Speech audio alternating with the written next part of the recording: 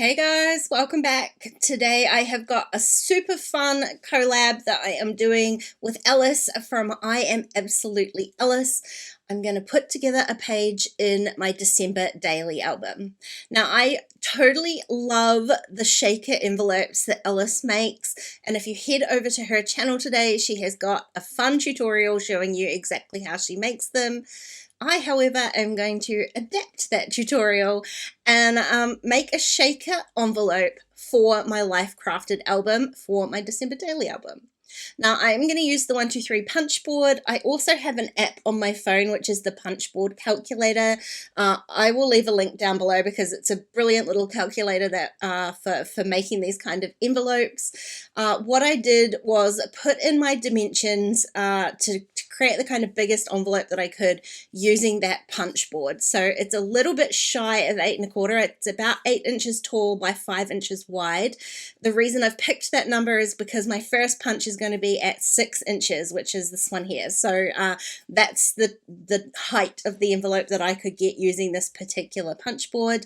If you don't have the punch board, you could always create a cut file on your Cameo, or you could go ahead and work one out just with scrap paper. It's not really that difficult to get the base page in the middle, so the rectangle in the middle, the dimensions that you want it, and then add on the flaps on the outside. But as it is, I used the punch board calculator, and the paper size is 9 7/8 of an inch, and the first punch is at 6 inches, and you go from there. Now the paper I'm using today is from Pink Fresh Studios, this gorgeous little rainbow stripe. However, the interior of my envelope is going to be this kind of holly, I guess it's a kind of stylized holly pattern, and I don't really want that one. I'll be perfectly honest with you, don't love the pattern, so I'm going to create a liner for my envelope as well. Before I do that, I'm just going to cut off the bottom flap. You can fold that under if you want to, but all I did was fold my envelope together, just mark the 2 dimensions where the inside, the left and right flap meet the bottom flap, and just trim that off. It's going to give me a little bit more room to kind of pull out the pieces that I put inside my envelope. Now, like I said, I want to make a liner, and I've made things a little bit more difficult for myself because I found this paper in my scraps. It's an offcut, so it's not even a whole sheet. This is a very old Studio Calico paper. And so I just have to be a little bit more careful about how I put this one together to make sure that it actually fits as a liner. Basically, I'm going to use the same technique with the punch board, except all I'm doing is doing the first 2 punches so that I basically just get this little corner piece. And then I'm going to use my paper trimmer and trim off the 2 sides just lined up against the notches that the paper trimmer has cut. The punch board has cut. So you can see there, just trimming off the sides. And when I say sides, this one is just a teeny little point, and it's kind of, it looks like an odd shape, but you'll see what I do here. I'm just going to cut off the bottom of it. I did work out before I started that this was going to fit in here. I'm just going to trim off that bottom portion just underneath where that bottom flap sits. That's the only size that you need to worry about, is to make sure that the bottom piece of the envelope, when you fold it in, is going to cover up everything, and it does, and that's my liner. Now this is what I'm going to work with to create my shaker. I'm going to use the liner to create my shaker. It's going to hide some of my messy stitching. If you are going to use just the single envelope paper, you don't make a liner, then you can just do the exact same thing that I'm going to do on the liner, but do it directly onto the envelope base itself. Now before I start, I just want to crease the line. I've just marked that on my envelope. I want to crease the fold where this liner is going to fold. It's going to be important later on. It also gives me a baseline for where I'm going to do the stitching for my shaker. So I've got everything cut and folded and lined up nicely. Now is the time to do that rather than later, once you've gone ahead and done the shaking part of the shaker. I'm grabbing some tulle. This is a lovely kind of white glittery one, perfect for Christmas. And I'm just trimming off a big enough piece so that it's going to cover the top flap of my shaker envelope. insert here. I'm not going to create the shaker to go the full length of my envelope liner. I really only want it in that upper triangle because I want this to be able to fold really nicely. I don't want any sequins to get caught in under there. I want it to kind of be as flat as possible when it comes to a sequin shaker because it is going into an album. So I'm just bearing that in mind. So I've taken that over to my sewing machine and I have stitched two sides of that triangular flap piece, leaving the bottom open because I need somewhere to be able to insert my sequins, which is what I'm doing now. This is just a little Christmassy sequin mix that I've made, and I fill up my little sequin shaker, and then I can go ahead and stitch along the bottom, and that's going to enclose all of those sequins in there. Now I did trim the other two sides when I finished stitching it just to make it a little bit easier, and now that I've closed it up I'm going to trim off the remaining tulle on the bottom, and that gives me my little shaker envelope. Now I'm just going to insert a clip here because after I put this envelope together I decided that I wanted to separate these sequins and keep them in place. So I pulled this envelope apart and added some extra stitch lines in there just to make sure that's all enclosed. You can see there it makes a heck of a difference, but it is much easier if you do that before you put the whole thing together. So here we go. These are the you can see what happens with the unenclosed sequins like that. So I definitely have learned from experience, learned from my mistakes. And if you need a tutorial for how to do that, it's very similar to the spiderweb full page shaker that I made for my October daily album. So I will link that up here for you.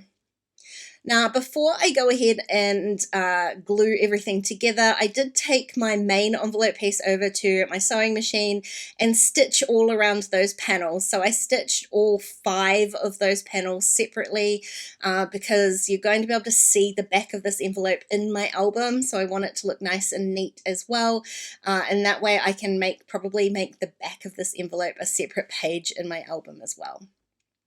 Now I'm going to go ahead and line up my liner at the top of my envelope here. I'm just attaching everything with some strong double-sided tape to make sure it all stays in place. Now the trick of this is that I'm only attaching the top of the flap, so I'm not attaching the liner into the body of the envelope.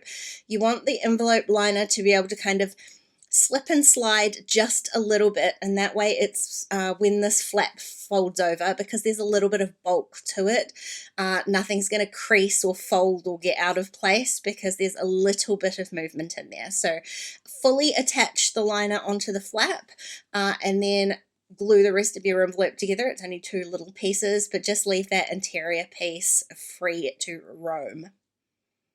That's it. So that's my little shaky envelope all ready to just get into my album. Obviously, I want something to attach this flap down so it's not always continually opening. There's a little bit of kind of weight to those sequins. So if it's in an album, the chances are it might push itself open. So I am using some little magnet closures from Basic Grey. I'm going to attach one onto the outside corner of my envelope flap, and then the other one on top of it. If I attach those 2 magnets together and then adhere the flap over, that means they're in the perfect place to enclose each other. Now, I mean, if you didn't want to use this in an album, there you go, stop there.